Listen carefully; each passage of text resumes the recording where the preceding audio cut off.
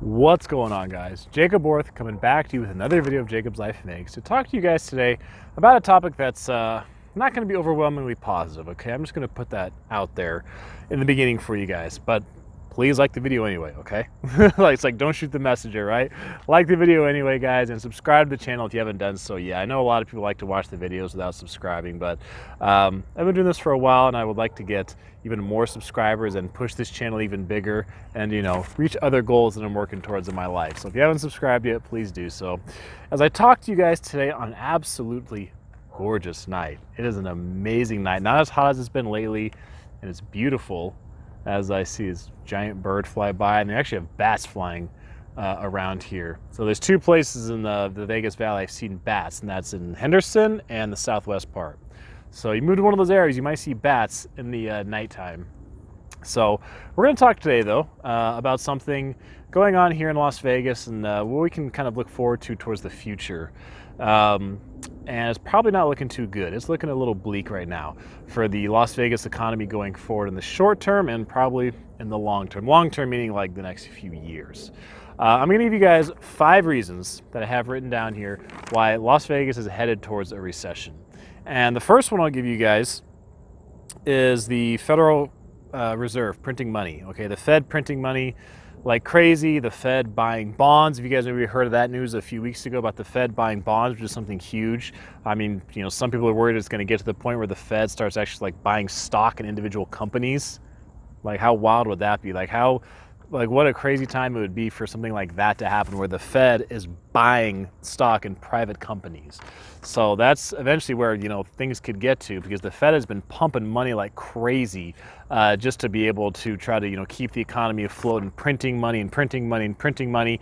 And you can only do that for so long. Like, bad things happen to countries and bad things happen to economies when their governments just print and print and print and print money. You cannot do that forever. That is not a long-term sustainable solution. So at some point, the Fed's not going to be able to do that, and at some point that means we're going to have to be going down economically because there's going to be that correction.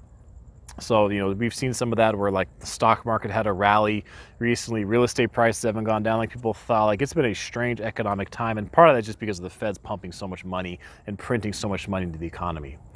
The second thing we have here, this was something that came out, I think it was a CNBC article, was that 30% of people missed their housing payments in June.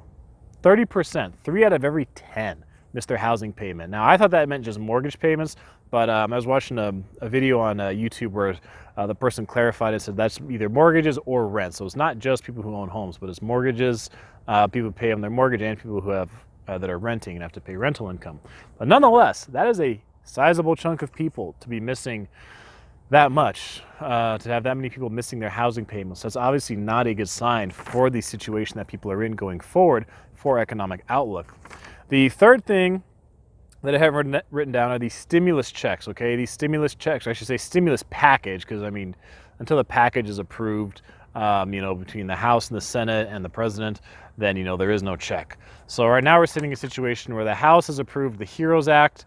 The House is controlled by the Democrats right now. They have the majority. The Senate is controlled by the Republicans. They have the majority. And then obviously, Donald Trump, the president, he's Republican.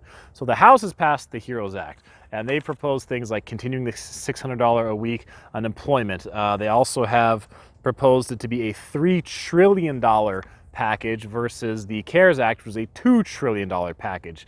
But with the Republicans in the Senate right now, like Mitch McConnell, he said it's not going to be $3 trillion. Trump actually wants it to be at least $2 trillion, with a good chunk of that going to manufacturing.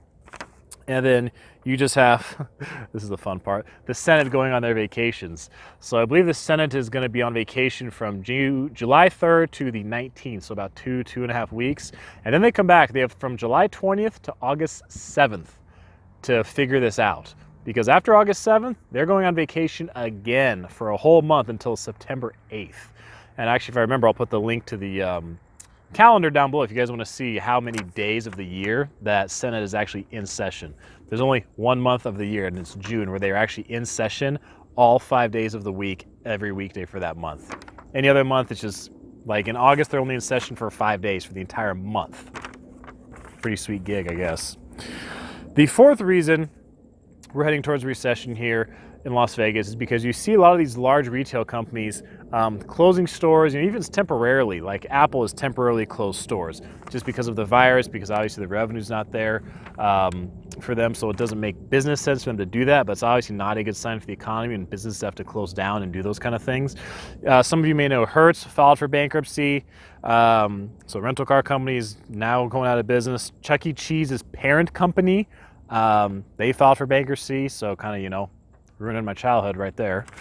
And here locally, Cirque du Soleil has filed for bankruptcy protection. So those of you who like seeing O and Ka and Michael Jackson 1 or the Beatles Love, or you wanted to catch those next time on your Vegas trip, sorry, like it's just not here anymore.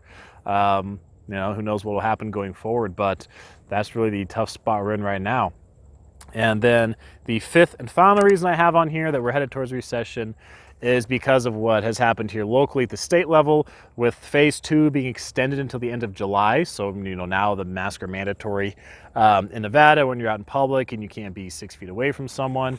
The masks are mandatory there. Getting that to work on the strip and the tourist areas and the casinos has been kind of a challenge, to say the least. So that's been extended to the end of July. And Governor Sisolak has taken a very different tone than he did when he first reopened Nevada. When it first reopened, he didn't want to do the mask because he was scared of a pushback or something along, you know, those lines from people. Now his quote from Twitter says he will not hesitate to take any action necessary to protect the public, including reinstating previous restrictions. So that could mean possibly as strict as, you know, shutting everything down again.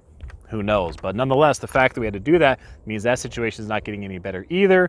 And you have eviction protection was extended to September 1st for people, for residential, for, you know, people living in residential places. Their eviction protection has been extended until September 1st because, again, they're not working, the money's not coming in for them, the businesses are not open, the economy is just not doing well. So having to extend those protections are all bad signs that do not bode well for us in the short term or the long term. So guys, please subscribe to the channel. Subscribe if you haven't done so yet. I appreciate you guys all watching. That is it for this video. I am Jacob. This is My Life in Vegas.